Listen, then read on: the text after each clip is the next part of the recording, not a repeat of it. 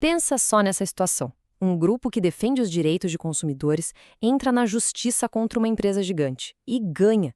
Parece uma vitória, né? Mas e se no final das contas esse grupo não tiver como pagar os próprios advogados? Pois é, uma decisão importantíssima no Brasil teve que encarar exatamente esse dilema, questionando o que realmente significa ter acesso à justiça. A questão central é essa aí, bem direta. Quando uma associação de consumidores vence um processo desses, a empresa que perdeu é obrigada a pagar os honorários dos advogados da associação? A resposta pode até parecer óbvia, mas no mundo do direito, ela passa por uma ideia muito poderosa, a tal da simetria. E o palco para essa discussão toda foi um dos mais importantes do país, o Superior Tribunal de Justiça, o famoso STJ. O que se decide ali, bom, reverbera por todo o sistema jurídico brasileiro, acaba impactando a vida de muita, mas muita gente. E essa baita questão jurídica não surgiu assim, do nada. Ela foi moldada no meio de uma batalha judicial real, uma briga que acabou revelando o custo que muitas vezes a gente nem vê quando se busca por justiça. De um lado, a gente tem a Associação Cidadania. Do outro, a gigante Fiat. E qual era a briga? A Cidadania defendia que os clientes que saíam de consórcios da Fiat tinham o direito de receber o dinheiro de volta, na íntegra. E a empresa, claro, se recusava a fazer isso. É aquele cenário clássico, sabe? Davi contra Golias, só que nos tribunais.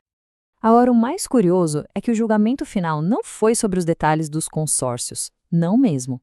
Foi sobre um princípio jurídico fundamental que basicamente pergunta: o que é justo de verdade num processo? A resposta, ou pelo menos uma tentativa de resposta, está na tal regra da simetria. Então, o que é esse tal de princípio da simetria? A ideia é simples: o que vale para um tem que valer para o outro. Se a lei protege a associação de pagar os custos do processo se ela perder, a lógica da simetria diz que a empresa também não deveria pagar nada se ela for a derrotada. Parece fazer sentido, né? Mas essa lógica pode criar um problema gigantesco na prática. A origem de tudo isso está aqui, ó, no artigo 18 da Lei da Ação Civil Pública. A lei foi feita para proteger as associações. Ela diz, com todas as letras, que elas não precisam pagar os custos do processo, a não ser que hajam de má-fé. É como se fosse um escudo para quem entra com a ação. A grande pergunta que chegou na STJ foi: esse escudo deveria valer também para a empresa que está sendo processada? Isso nos leva à primeira linha de raciocínio lá no tribunal, a visão que acabou sendo minoritária. Para esses ministros, a resposta era bem simples. A lei tem que ser um espelho.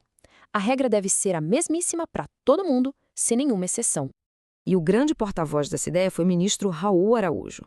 O argumento dele foi todo construído numa defesa bem rigorosa da consistência, da igualdade de todos perante a lei. Os pontos do ministro Araújo foram bem diretos. Primeiro, ele falou de consistência, apontou que o próprio tribunal já usa essa regra da simetria em processos contra o governo, então por que seria diferente com empresas privadas? Segundo, ele argumentou que a lei já dá uma proteção enorme para as associações, livrando elas de pagar se perderem. Na visão dele, criar uma regra nova seria usar um argumento de grana, um argumento econômico, e não fazer uma interpretação pura da lei. E essa citação dele resume tudo. Não vislumbro justificativa jurídica plausível que corrobore esta diferenciação. Ou seja, para o ministro, quebrar a assimetria era só criar um tratamento desigual, uma coisa que a lei não previa. Ponto final. Só que a maioria dos ministros não concordou com essa linha de raciocínio. Para eles, olhar só para a consistência da regra era ignorar uma pergunta muito mais importante. Afinal, para que essa lei existe? Qual é o propósito dela? A visão da maioria partiu de uma realidade bem prática. De um lado estão os cães de guarda da sociedade civil, que geralmente operam com recursos bem limitados. Do outro, corporações gigantescas, com exércitos de advogados e dinheiro de sobra. O argumento central foi: tratar esses dois lados tão diferentes como se fossem iguais não é justiça. É, na verdade, só manter o desequilíbrio que já existe. Então, o foco da maioria foi no porquê de a lei existir. Ela foi criada justamente para incentivar essas ações que defendem o interesse de todo mundo. Para eles, era completamente irreal colocar uma pequena associação no mesmo patamar de uma multinacional. E aí vem o ponto-chave. Fazer a empresa que perdeu pagar os honorários não é uma punição.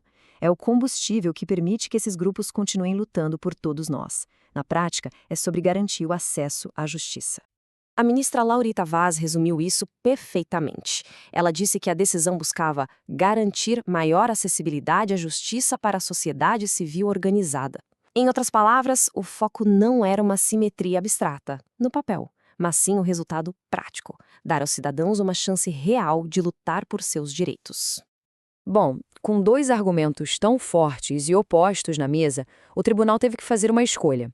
O que pesava mais? A igualdade literal da regra ou o acesso real, de verdade, à justiça? E o veredito veio. A balança da justiça pendeu e a simetria foi intencionalmente quebrada. E olha, não foi uma decisão apertada, não. A maioria foi bem clara. 6 ministros votaram para criar a exceção à regra contra 4 que queriam manter a simetria a todo custo. A visão de proteger o acesso à justiça foi a grande vencedora. Tá, mas e aí? Qual é o impacto real disso tudo? É gigantesco. A partir de agora, empresas que perdem processos para associações de consumidores são obrigadas a pagar os honorários dos advogados delas. Isso injeta um dinheiro fundamental nessas organizações, permitindo que elas continuem o trabalho, abrindo mais processos para proteger o meio ambiente, os consumidores, os direitos de todo cidadão. Na prática, a decisão fortaleceu e muito o poder de fiscalização da sociedade civil. Isso tudo nos deixa com uma pergunta para pensar. Ao dar essa vantagem no processo para o lado mais fraco, o tribunal corrigiu um desequilíbrio ou acabou criando um outro? Tratar os desiguais de forma desigual é a verdadeira essência da justiça? Ou é um passo perigoso que pode ser usado para outras coisas no futuro? A resposta para essa pergunta, bom, ela continua sendo escrita nos tribunais do Brasil.